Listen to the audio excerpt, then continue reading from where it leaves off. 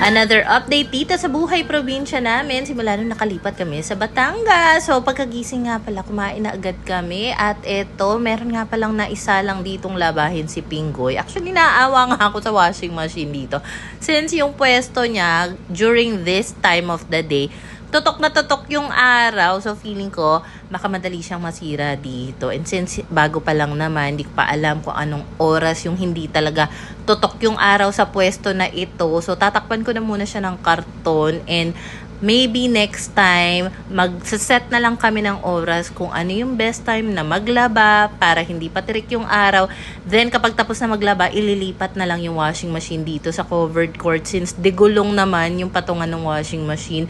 So, pasensya na talaga. Marami pang kalat nga dito sa may likuran banda dahil inuunti-unti muna namin yung pag-aayos sa loob. Ayoko rin naman talaga sobrang pagurin yung sarili ko dahil pag napagod ako ng husto, 2-3 araw ang pahinga bago ako makarecover. Ayan si Pinggoy, nagtatanong ko nilagyan ko daw ba ng downy, yung nilabhan niya. Sabi ko, oo, nalagyan ko na. Pero pag siya kasi naglalagay, gusto niya mas maraming Fabcon. Kaso, kapag naman nagpausok si Papa sa hapon or sa gabi, sayang lang kung hindi makukuha yung mga damit dito. Sayang lang yung pagdadowny, mauusukan lang din naman. So, dito nga pala sa may likod, may iba't ibang puno dito. Nakita namin may aratilis, may mangga, may kalamansi. Daming puno! Let's get some aratilis. Ayan na. Favorite na.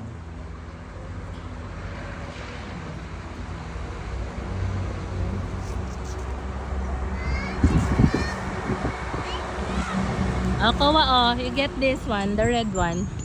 Wag from the floor, dapat from the, put it down, dapat from the tree. You know, ito, red, Ayan, red,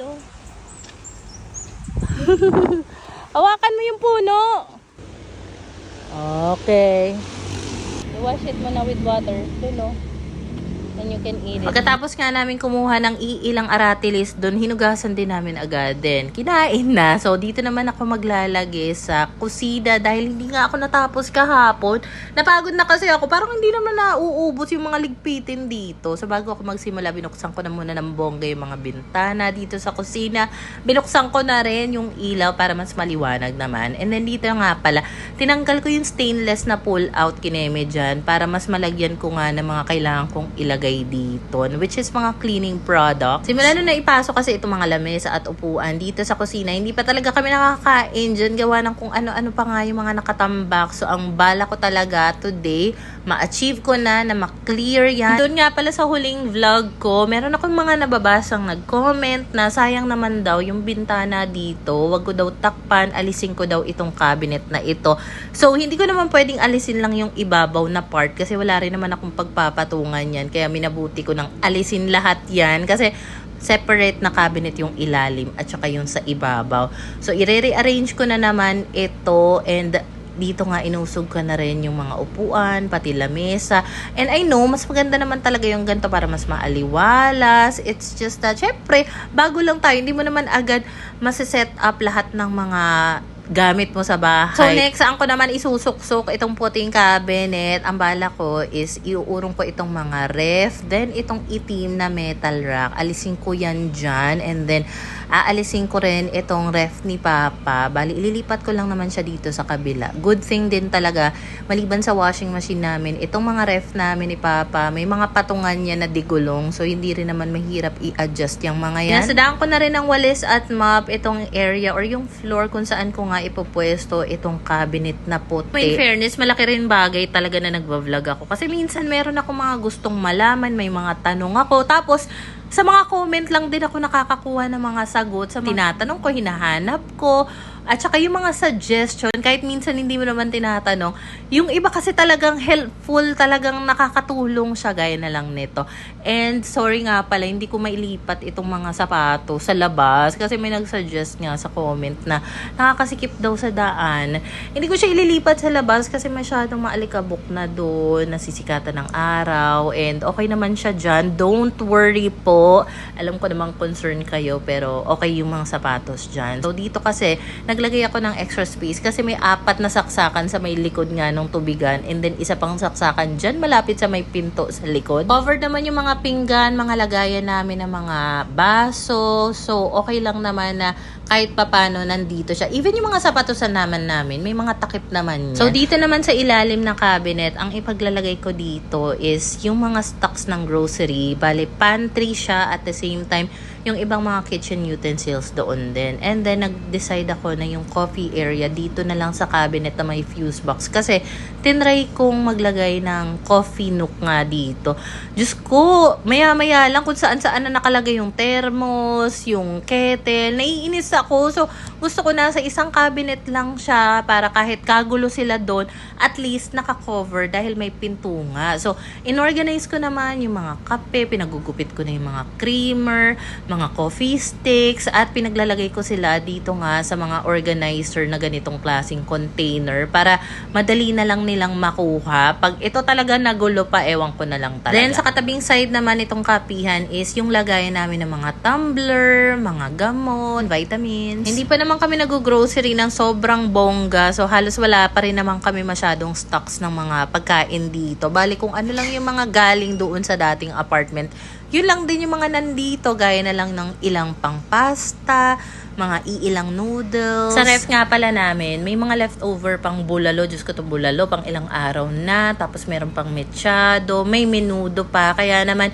hindi na talaga para magluto pa today. Dahil kung ano na lang yung mga natirang ulam dyan, yun na lang ang pagkakainin para maiwasang makapagsayang-sayang na mga pagkain. Marami ring nakatambak dito sa lababo dahil ang dami kong kailangang hugasan. Karamihan dito, yung mga disposable o kaya yung mga container, lalo na kapag mag-organize ng mga something para sa ref. Gusto ko malinis kasi sila bago ipaglalagay doon sa cabinet. Hindi man magkakamatch itong mga upuan dito sa dining area namin. I'm thinking na bumili na lang ng cover para sa upuan. Pero yung cover lang para sa puwetan area na color brown para kahit papano kamatch siya nung existing ko na dining chair.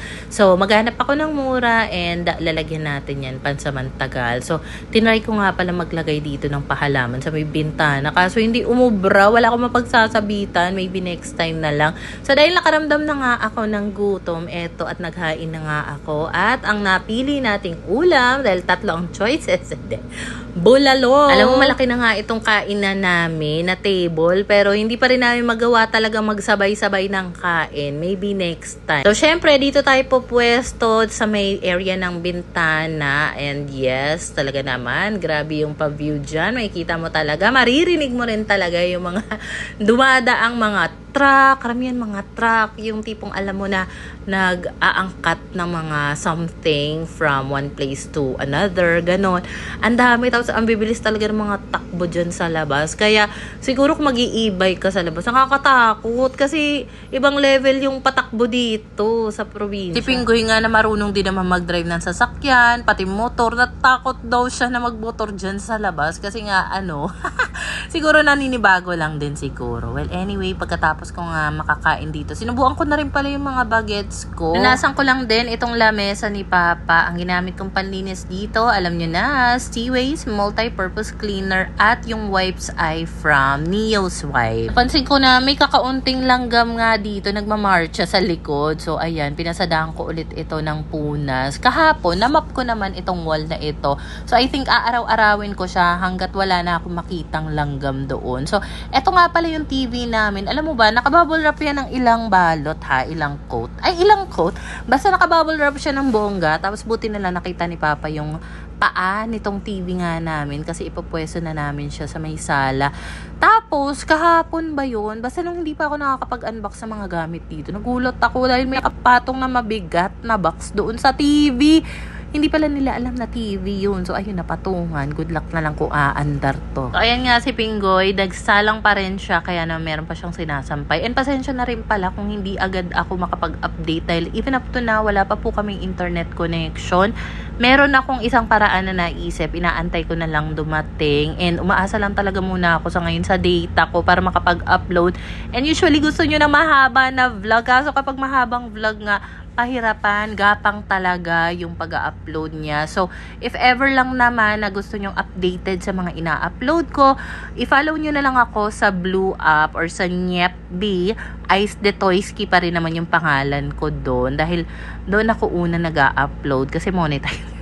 At saka sa YT, dahil sayang din naman kasi yung earnings. Kung sakali lang naman na may mag-view. Medyo magulo pa rin talaga dito sa sala. Hindi ko pa talaga siya na-organize kasi ang balak ko kapag nagkaroon na ako ng enough time para dito, lalabhan ko lahat ng sofa, ng mga kurtina doon, even yung carpet. Pero gagawin natin yan kapag free na ako. Chill lang muna tayo dito. Kita mo, ang dami ko pang hugasin dito. Kanina ko pa dapat huhugasan. Nagka-interruption na naman kami ng tubig, pero sobrang bait and supportive din ng aking landlady kasi inasikaso niya agad yan, tinawag niya agad sa Prime Water. So, next time, siguro bibili kami ng timba. Basta yung may takip, medyo malaki para if ever man mawalan kami ng internet, ng tubig, ng biglaan, kahit pa paano meron kaming magagamit at least for the whole day. Ganun. Medyo maliit itong dish drying rack naming kulay puti, pero in fairness, marami kang mailalagay dyan. And since meron pang isang dish drying rack si Papa, so kapag alam ko or alam namin na maraming huhugasan, so ilalabas na rin or gagamitin din namin yung kulay gray na dish drying rack niya. And lahat naman ng mga tubig na excess water from the dish dryer, diretso naman yan sa lababo dahil meron siyang parang tubo na diretso nga doon sa lababo area namin.